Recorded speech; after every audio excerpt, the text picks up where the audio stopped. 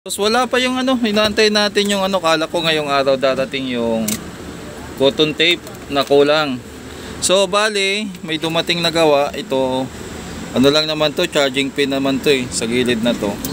Teka lang, tabi nga muna natin tong mga kalat natin dito. So may nagpagawa sa atin ng test valve. Nagulat ako kasi ang kwento sa akin ng may-ari, yung may-ari ng 739. Nagpagawa siya sa akin dati ng Ace 402N na sumabog ang ano, may sumabog na pyesa loob o nasunog. Ngayon, mula nang pinagawa niya hanggang ngayon hindi daw nila nagagamit kasi natatakot sila na baka masunog. Pero nung kinuha naman dito sa akin, tinisting naman namin, okay naman. Pero natakot sila, kumbaga nagka-phobia na. Hanapin ko nga kung ilang taon na yung ano, baka may isang taon na. Siguro pa 2 taon na hindi nila ginagamit kasi baka daw sumabog. Ngayon, sabi ko para hindi kayo matakot, gawa ko kayo ng test valve. Ganun din talagang sasabihin niya. Sabi sa akin ni Kuya, yun din talaga sasabihin ko sa iyo na magpapagawa ko ng test valve na katulad daw nito para hindi siya matakot na isaksak. So dahil power amp ang gagamitin, bumili tayo ng mga pyesa. Actually kinulang Kinulang kasi sobrang init kanina mga boss. Tuloy tayo, may sumingit. Kinulang tayo ng ano, naghanap ako nito, wala akong mabili dyan sa malapit. So ang nabili lang natin, isa-isahin natin yung mga materyales. So may resibo tayo. Nabili natin 320. Yan, mamaya isa-isahin natin. Ang nakalagay dito, dalawang square box na 5x5 na Oppo 127 ang dalawa. 60 plus ata yan So ito yun. Dalawa nito yan. Ang price niya ay 127 yung dalawa. So bali parang nasa 60 plus yung isa. Tapos ceiling receptacle 51. So nasa 25 ang isa. Ayan. Ito pala may price siya 63 ito. 63 isa nito. Ito namang receptacle, dalawa din. Sana ba? Ayan. Firefly din itong nabili ko ito. Ito receptacle, ang price niya ay 25.95 ang isa, 51.90 dalawa. Para alam niyo din kung magkano ang presyo. Yan, ito dalawa. Sunod naman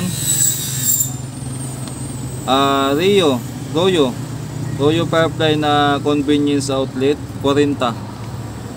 Ayan, 40 isa. So asan yun?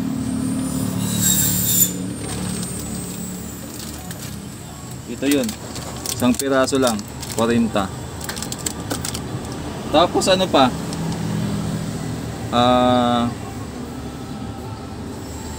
parallel ground plug 58 ang isa, Oppo. Ito yun, Oppo. Yan. Tapos dalawang frosted standard na incandescent bulb na 100 watts, 24.95 ang isa, bale 49. Ito, mura lang to. Yan. So dito sa amin nasa ano. Then yung ibang materials hindi natin nabili doon sa HCY 8 doon sa amin sa taas. Ang nabili ko, bumili ako sa katabi naming hardware ng dalawang switch. Wala nga lang resibo kasi nagmamadali na ako. Ang price naman ito 45 isa. So dito ang gastos ay mahigit 500 na. 90, kulang-kulang 500 na. May kulang pa tayo. Kulang pa tayo ng wire. Meron na pala ako ditong wire.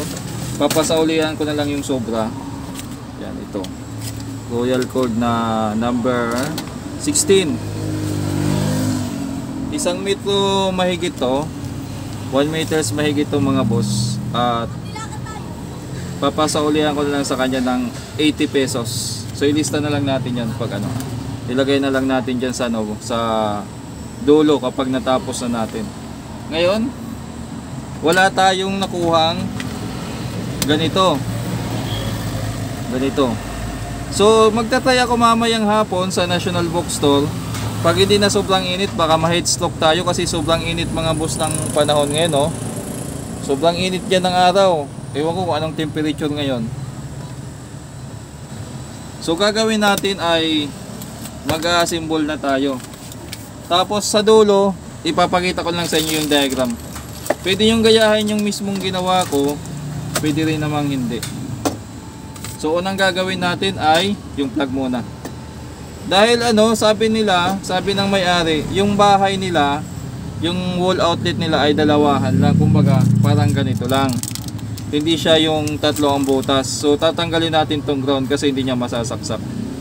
Pero ako talaga pabor na mayroong ganito, mas safe sana kasi tatlo din naman yung wire na gagamitin.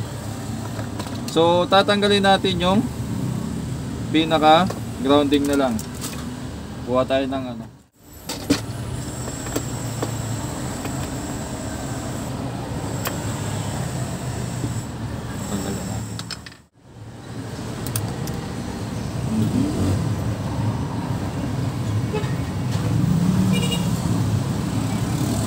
So itong dalawa lang gagamitin natin.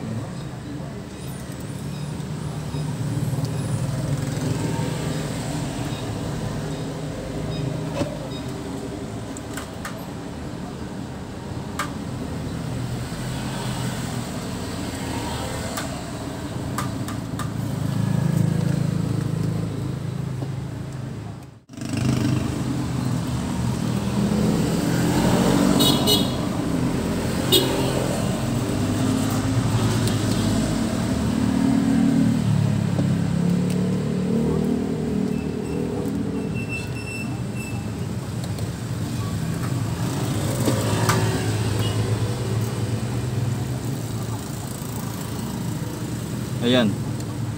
So hininang natin yung dulo at saka inipit natin ng para hindi siya magagalaw. Din saka natin ibabalik yung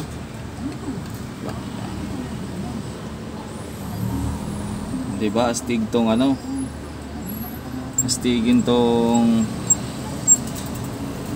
plug natin.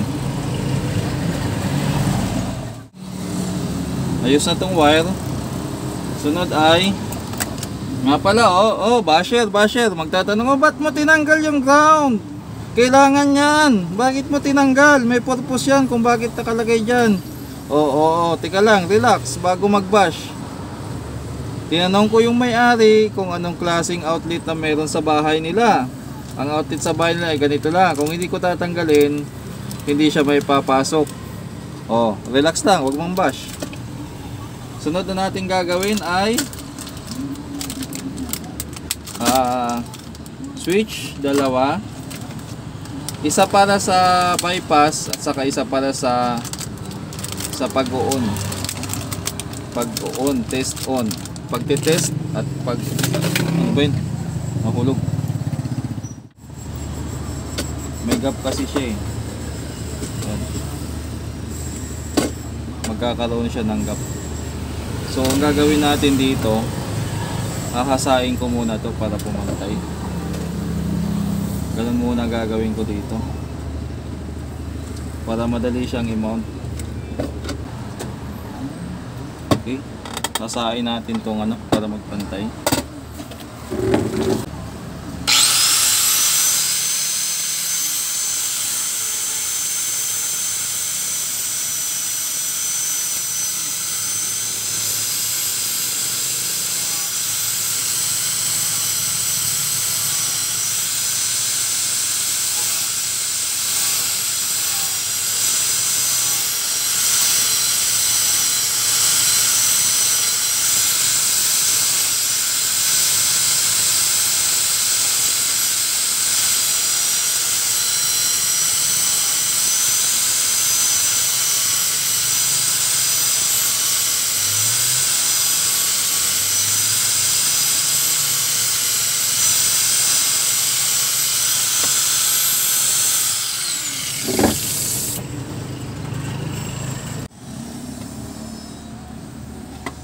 So nakis-kiss na natin yung dulo, yung pinaka side niya. Yan. Ganyan siya. Para wala nang ano, yan. Wala nang gap. Ngayon, magbubutas tayo dito. Lalagyan natin ng screw. So after nyan ay ayan, na-screw na natin. Naglagay na tayo ng screw. Yan, naka-screw na. Ngayon, tatanggalin natin tong mga excess na ano. Ilalatag natin dyan yung pinaka receptacle nya, dalawa. Then dito tayo magbubutas para sa sa saksakan. Then mamaya na lang yung ano, yung pinakabutas kapag nakabili na tayo ng basket. Mamayang hapon pa yun.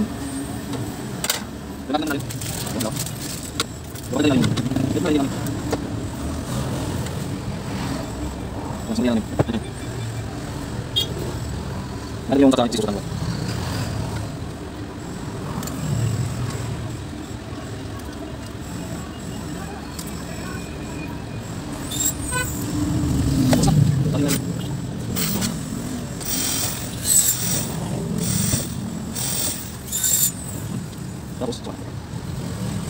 Saka bukas. Gawin natin ito. Ayun. Ayun. Tapos na. Ayun. So kaya nakakali ito. Kaya ang galing sa akin.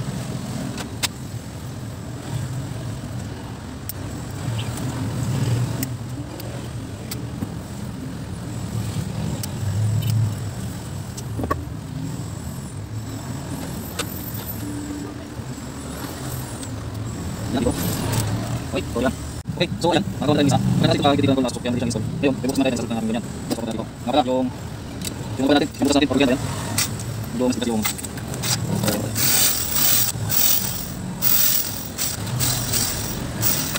okay, natin mas yung gawin ito. Okay, tulad natin yung ganyan. Ano na. Tapos, doon na. Yun. So natin doon. Pa? Tapos doon natin. Maraming ito dito. No, malo. Ito nga dito.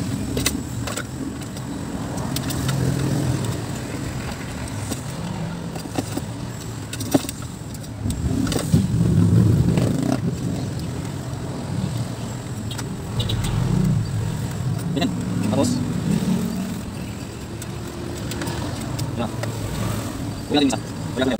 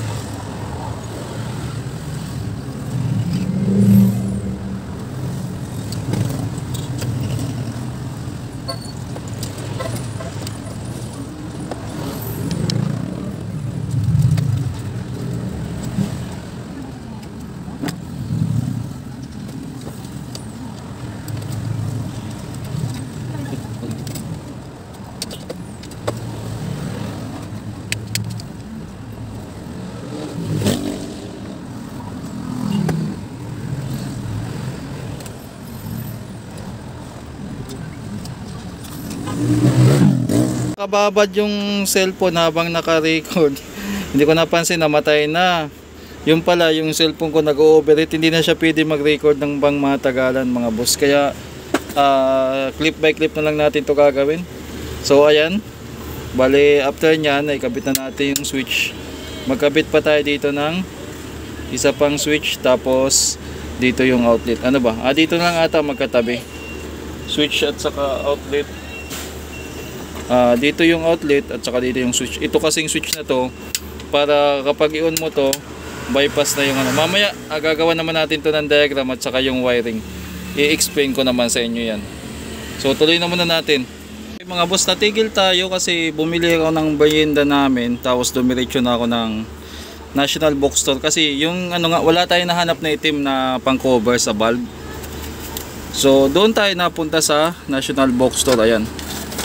Magkano ba? Medyo mataas ang presyo nito sa National Bookstore. Hindi natin alam, baka ano, gawa ng yung ginawa kong test bulb ay 2020 pa or 2021 ata.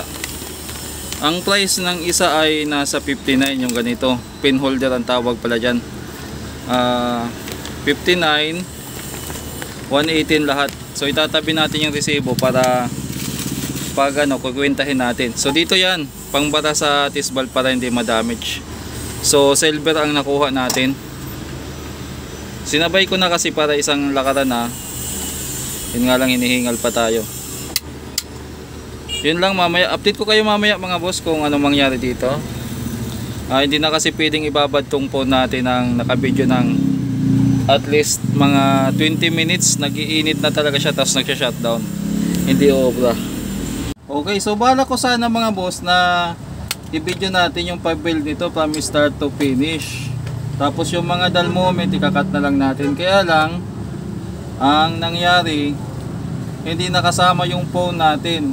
Actually itong phone na to na ginagamit ko pang vlog, ay ito pa yung phone na gamit ko since nang nawala yung original ko na phone. Yung ano, bali 2022 pa to, hanggang ngayon ginagamit ko pa rin.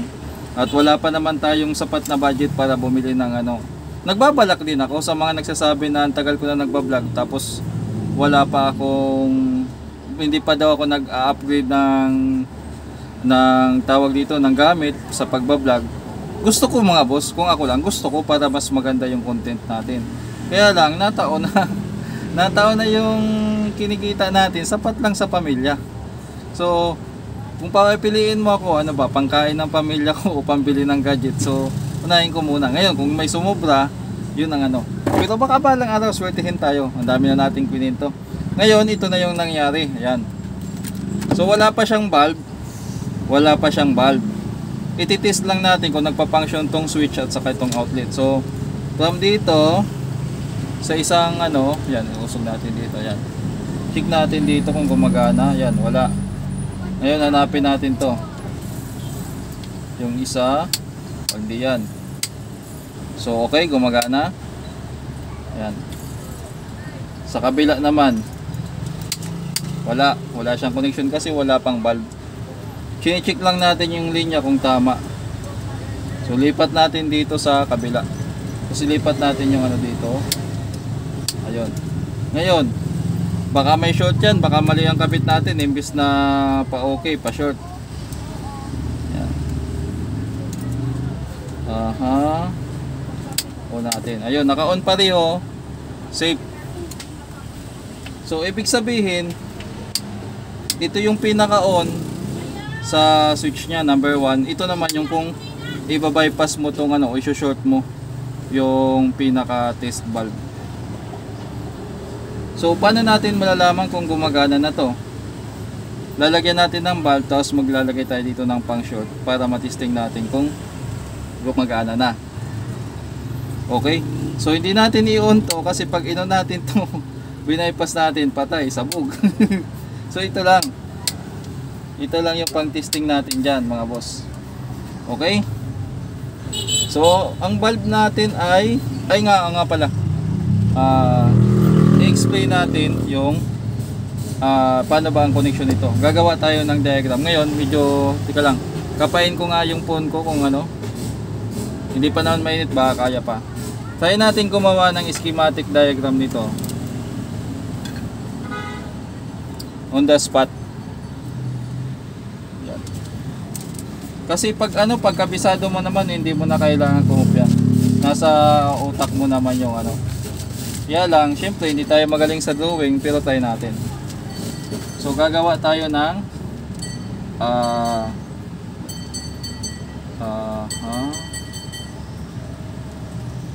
yan, okay.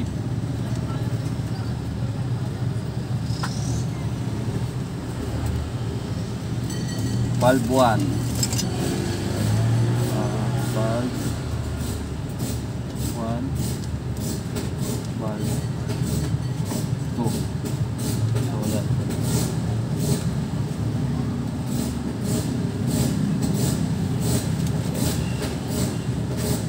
Tapos lalagay tayo ng switch SW number 2. Yan, 1 pa, muntik pang maging 1 ang design ko. Tapos papunta na yan,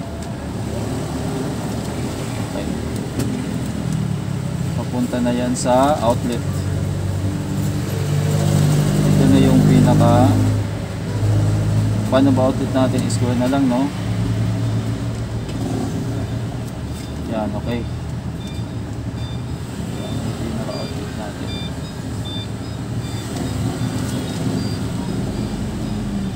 Ganun lang kasimple.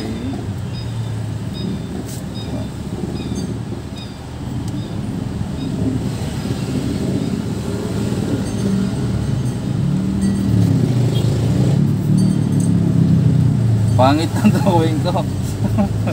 Yan, SW1. So yan lang yung pinaka schematic niyan mga boss. Ginawang komplikado lang natin, no? So ito yung pinaka plug nya. Yan. Ito yung plug nya, yan. So baybayin natin yan. Yan is switch 1. Tapos ito yung outlet. Ayan. So paano yan? Didemo natin. Ika lang. O, walang galang na nga. Dito ka muna. Tester. Para maintindihan.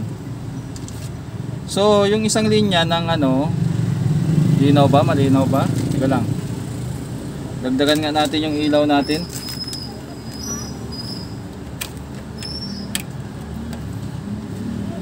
Yan.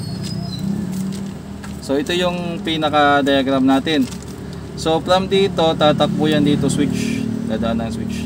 Tapos outlet. So ito yun. Yan. Ito yung isang linya galing sa mismong cordon, kulay itim, dadaan ng switch. Ayan. So tingnan nyo yung hinang ko kung okay. Yan, nakaano yan. Papasa kaya yan, gawang pulido na ba? So switch, dadaan, tatawid sila, tapos tatakbo. Ayan, tatakbo, kulay blue, papunta dito sa outlet. Ito na yon. Ito na yon. Yan, yun, yung kulay blue na yan. Kung mapapansin yung kulay blue na yan, ayan o, isang linya lang yan. Okay, dito sa kabila yung medyo tricky. So dito isang linya. So tingnan nyo, kulay puti, isang linya, tatlo yung nasa dulo, yung sa kadugtong nya. 1, 2, 3. So ano yung 1, 2, 3 na yan? Ito yan, 1, 2, 3. Yan. So yung isa nyan papunta dito sa valve na isa, yung isa naman papunta din dito sa valve. Okay. Tapos ang labas nila tatlo din. Ito yun. Paglabas nito 1, 2, 3. Tapos bilugan natin. Bali 4 na wire yan sa madaling sabi. 1, 2, 3, 4. 4 na wire. Ito na yun. Kung mapapansin nyo dito, 4 na wire yan. 1, 2, 3, 4. So yung itim, ito yung itim. Yan, mapapansin nyo kulay itim dyan. Tapos yung naman, yung mga orange naman, ito na yan, yung valve, magkakasama lang sila. Yan. Ngayon pag inon mo tong switch na to, pag inon yung switch na yan, parang extension na lang to, mababypass na to. Kumbaga pag pag inon mo yan, parang magkadikit na to, wala nang silbi tong valve na to, hindi na siya naka-series valve. Ngayon, pag inop mo yan, nagpa-function pa yung valve. Yun ang pinaka ano dyan. Bakit mayroong isa pang valve? Halimbawa, may ginagawa ka, ngayon okay na yung tunog, saka mo lang ito bubuksan. Huwag mo itong bubuksan yung number 2 na hindi ka pa sigurado kung ayos yung ano mo. So ipapaliwanag ko yan sa mga upcoming vlog natin. Ito ginawa ko dahil dun nga sa order ng customer na natatakot siya kasi yung pinagawa sa akin hanggang ngayon hindi pa rin pala natatapos o hindi niya pa pala natitesting. Magto 2 years. Hanapin ko nga yun at saka ilagay natin dyan sa screen. Ayun, saka na natin ilalagay itong dalawang valve. So ang valve mura lang eh. 24 pesos lang dito, 100 watts, Firefly. Ayan.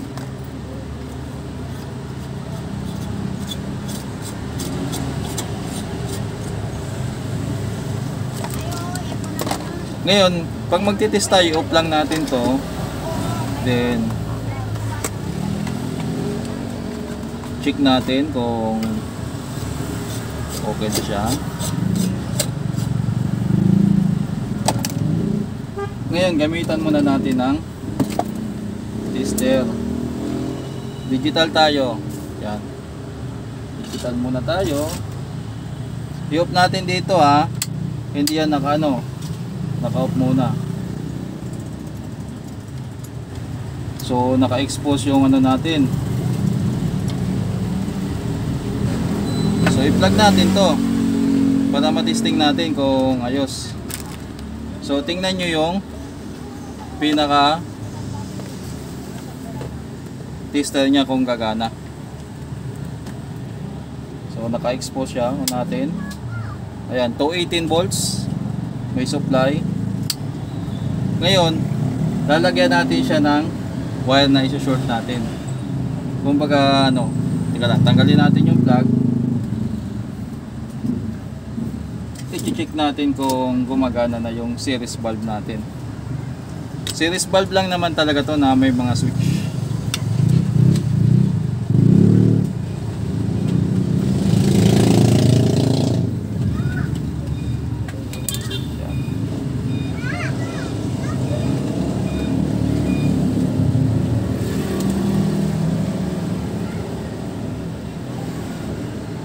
So ilagay muna natin to. Kunyari shorted yung linya.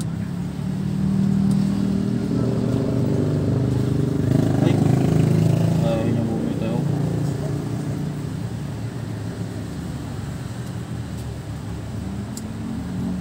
Ay ilagay na nga natin tong hirapan tayo magsaksak. Sana hindi pa mamatay yung cellphone. Kanina pa pala. Minsan kasi nag-overheat yung phone ko kaya nahirapan din ako mag-vlog niyan mga boss. Pero dati nung bago pa yung phone ko, maganda pa gamitin yan, di ba? Try nga natin, i-on ko na. Hindi natin to yun, sabog yan. Lagyan lang natin itong switch. Di ba? Yun ang iilaw siya kapag may short sa circuit. Yun lang. So ngayon, yung binili nating protector dito, kailangan butasin na natin para ma-install na natin to. Yun na lang yung huling gagawin ko dito. Kasi panglagay ko na yung mga dito. Okay, so tama na muna, baka mag-overheat.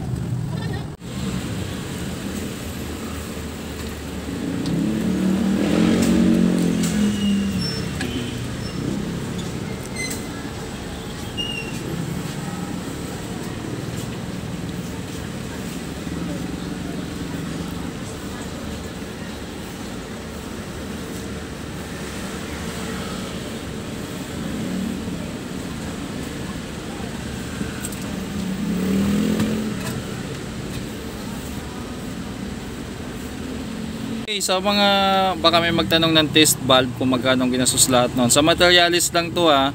At depende rin po sa location nyo. So iba-iba presyo kada location. Pinagbasihan natin dito ay yung dito ako bumili. So ayan, 328 yung bili natin sa ibang mga gamit. Sa HCY ko to nabili dito sa amin. Ayan, may resibo tayo para makita nyo yung presyo. Yan. Para sa akin itong sa HCY, ito na yung pinakamurang bilihan dito. Tapos yung 118 yung basket na 59 kasi isa nun eh. Sa medyo sa National Bookstore ko kasi nabili ito. Ayan 59 ang isa yan. So dalawa yun, kaya 118 yung doon pa yun, nilakad ko pa kanina. Tapos sa wire inabot ng 150 kasama na yung Royal Cord na number 16. Tapos yung mga wire sa loob.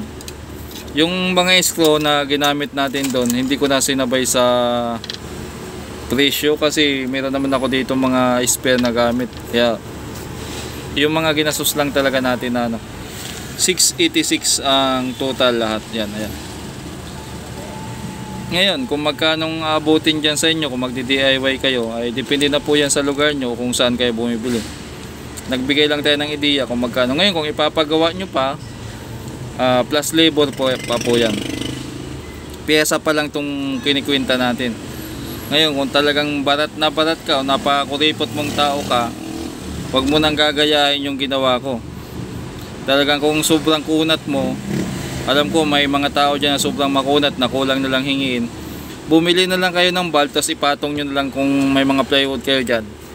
Kung gusto nyo talagang makatipid o talagang nagkukunat lang.